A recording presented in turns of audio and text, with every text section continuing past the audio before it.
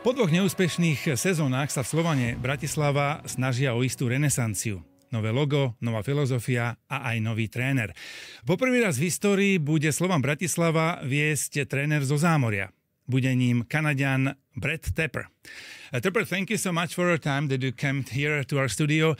We will start by your introduction. Can you tell us something about your family? I know you have 3 kids. You grew up in Toronto. So what can you say about yourself? Yeah, people might not know, but I was raised in a foster home. My mom raised actually 200 kids over 40 years. So I always had 9 kids in my house, me and my 3 biological brothers, and 5 foster kids. So I come from a big family.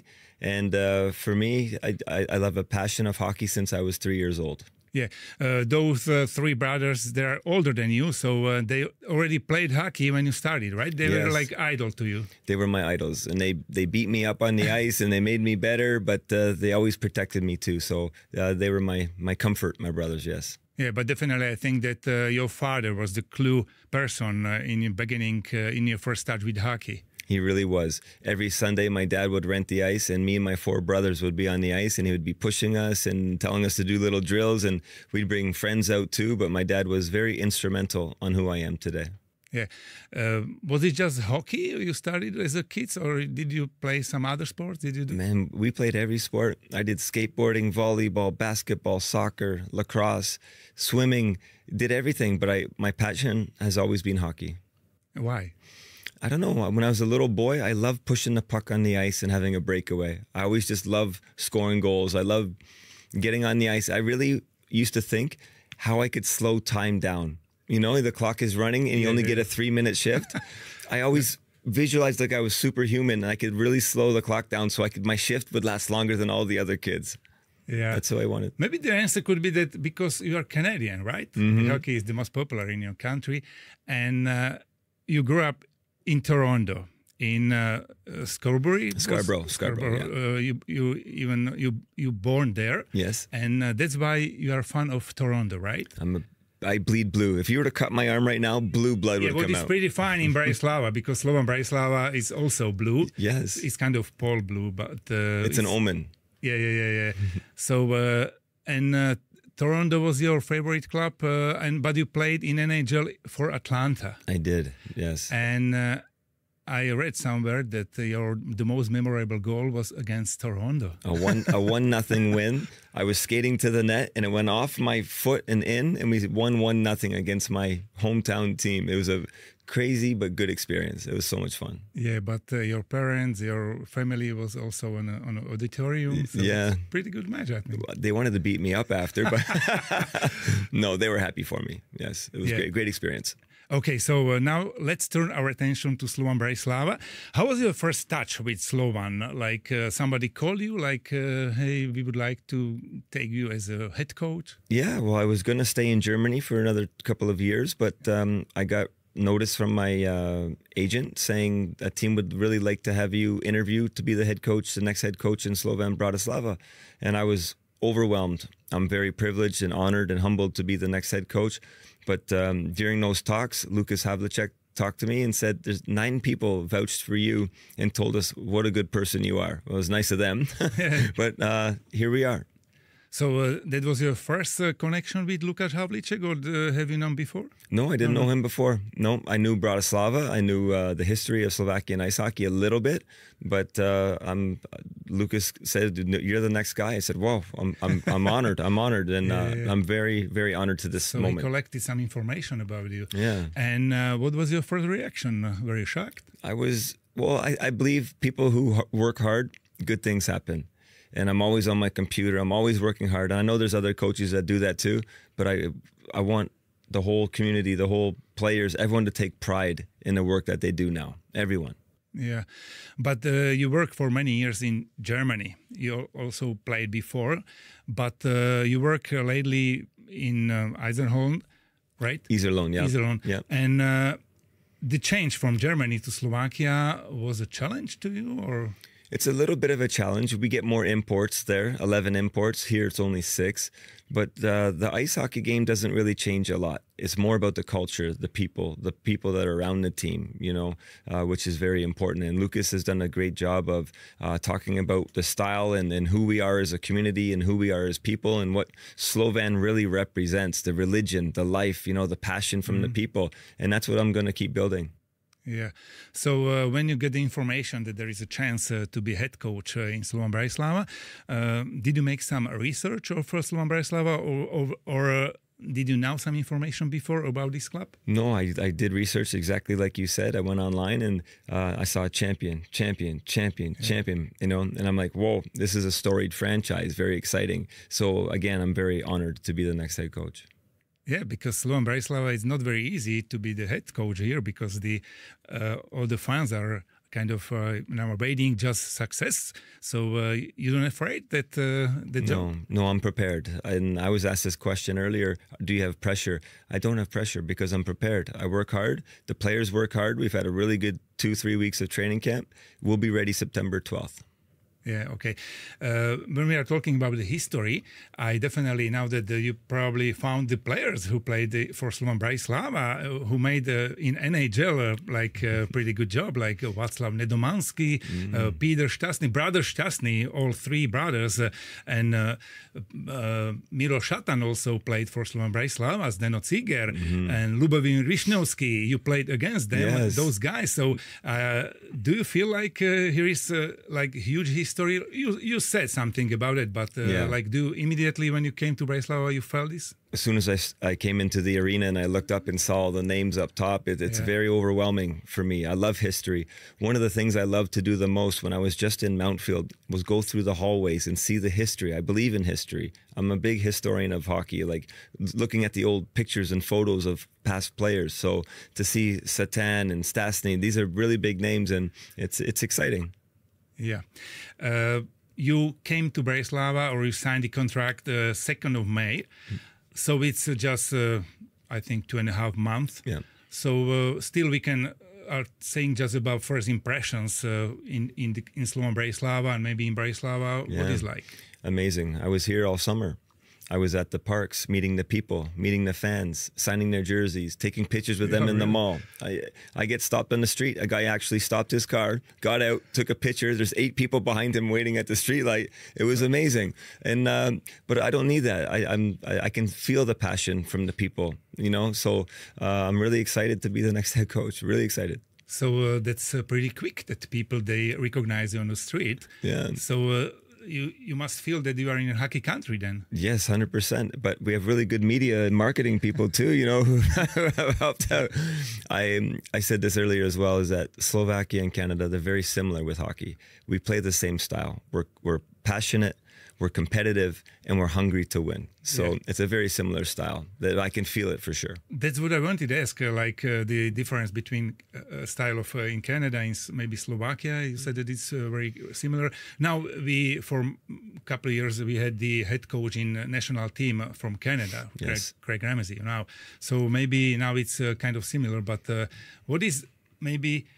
We are talking about similarity, but what is the difference between Canadian and Slovak hockey? I think we're so hockey focused at home when we're on skates at 3 years old, and the parents are so driven and the kids are driven at home that we have a lot of really good bubbles. Like, when you blow bubbles and 10 perfect bubbles come out, in here maybe only 1 or 2, but that comes with population. We have 40 million people. In here it's only, I believe, 5 or 6. So it's tougher, but I can still feel the passion from the players at the rink every day, watching the young kids play.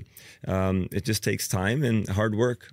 Yeah, and there is difference also between the hockey players in United States. You are from Canada, but in the United States there is 600,000 players. Yes. In Slovakia, 14,000 around. So it's of course it's a difference. But Slovakia loves hockey. Yeah. I think that, we have football, soccer, by your language, but I think that hockey is the most popular because always in May, when is the World Championships, people, they are in their car, they have flags, and they love hockey. So you must feel this. And it's pretty much a responsibility to come to most popular club in this country. Yes. Do you feel like that? Yes. Well, this is a good story. In May, I was watching the World Championships down by the Danau and at Dock 7, the bar. That's a shout out to them, I guess. But it was Canada versus Slovakia. And Canada scored, and I jumped up, and everyone was looking at me like they're ready to kill me. But I feel the passion. When Slovakia was playing, I was cheering for them. When Canada was playing, I cheered for them. So, yeah. Okay, so when you got the information that and you signed the contract, did you put some like conditions? I want to like these players, and did you have some chance to choose some players? No, maybe a couple of guys. It's job of Lukáš Havlík. Yeah, and he did. I think he's done a tremendous job of getting the right pieces to the puzzle. I put my 2 cents in on a couple of players, and that's about it. Everyone is basically new to me, especially the Slovakian players. Yeah. We have some new faces in the team here in front of me. There is, for example, name Ryan O'Connor. Yeah. You used to train him as coach. So was it your choice? Or? Yeah, I coached him in. It was a decision from Lucas and myself. He's a good puck-moving defenseman, really high skill, offensive. He's really going to help our power play, but he's a really good person. That's the main thing. Good character people. Yeah.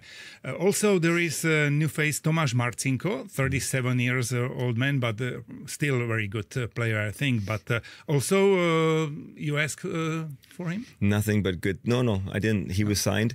Nothing but good things to say about Thomas. Every day, 37 years old, he's working harder than the 20-year-olds. He's working harder than the 20. And it's amazing because that's infectious to the rest of the group. Yeah. Also, there are in the team another very experienced guy like Samo Takáč, another very good player. Also, he's been amazing too in practice, Sammy. He's been working hard, and it's infectious to the rest of the group for the younger Slovakian players to see what a national player has to do in practice to be able to play on the world stage. Okay, so let's talk about this style of hockey you want to play with Slovan Bratislava. Like, what is your imagination? I really want to play an offensive style, a really offensive brand, and I really focused on the Swiss during the World Championships. And obviously I watched Canada and Slovakia, but the Swiss really played well. They played well all over the ice in blocks of 5. They did everything right. Their special teams were good, and they got to the finals. So I really like the way they played. Their defensemen are very active into the rush, and it was a very well-oiled 5-man machine every time they stepped on the ice. Mm-hmm. When you see already you've seen this team for more than 2 months on ice, I don't know, maybe a couple of weeks. Couple of weeks, yeah. So do you think that it's enough time to now? What do you need to change with this team? No, not enough. I still need to evaluate maybe 2 more games this weekend against Graz and then whoever we play after that. I do a lot of analytics behind the scenes on the players, a lot of data. And I got 2 games worth, and now we need 2 more games, and then see where people fill in holes on the roster and how we can put the best team on the ice for September 12th. Yeah, you played already against Pardubice. You lost 1-7. What kind of information you got from this match? Really good. We watched a lot of video on them the last 2 days, corrections, which can help us. But there were a lot of good things in that game that we did well. Offensively, joining the rush, our line rushes 4 were good. They scored 4 goals that were preventable and 3 on the power play. Plus, we didn't sleep very well, and we had travel that day. So we knew what we were going into. I lost 6-1 against them the year before, and we won the regular season. So it's okay. Pardubice is a good team. Yeah, and except those matches you said against Graz, you will play also in end of August with, I think, Zlín, yeah. And then Vienna Capitals. Vienna, exactly, yes. Those 2 matches can be like that you will need after those matches have the information yes. What kind of lines will be set up and stuff like that. Exactly. So that'll be 6 games. We should be ready to go from there to start the regular season, see who fits where in the penalty kill, power play, ice time, and we need to know where exactly everybody fits on the team. Everybody's going to have a role. Yeah. What kind of coach you are? Do you think you are democratic or autocratic? Do you need to have the strong discipline there, or like to have fun with those guys? They're family members. Oh, yeah. I'm like a father. I'm going to hug them when they do something great, and I'm going to tug them when they do something bad. So I'm right in between. But I'm a good person. They know me. I do everything. I bike with the players this morning on the bike. I'm going to be a team first guy. I'm going to make the best decision for the team. That's what I'm going to do. But if a player needs a slap in the butt, I'm going to give them a slap in the butt. If they need a hug, I'll give them a hug. But we're going to play the right way with a good attitude. And there is still one question to solve, probably. I think that who is going to be a captain? That's still up in the air right now. There's a good 8 or 9 players that have come to the forefront, but we need another good 2 weeks. I want to see when they're really tired, to see when the real attitudes come out. You can't just decide after 2 weeks. You need to see a good month of the players, and we have some really good players that can be captain. Mm-hmm. It definitely takes some time to recognize all the team, like who is the main person maybe among the guys who is respected. So definitely that's true. How is the cooperation with your team around you, the assistant of the coaches? And oh, it's been great. Thomas Sorovi has been amazing. He's running the power play. He's helping with the forwards. Misho Dostal has been amazing with the penalty kill. He's always prepared. He's working with the defensemen every day.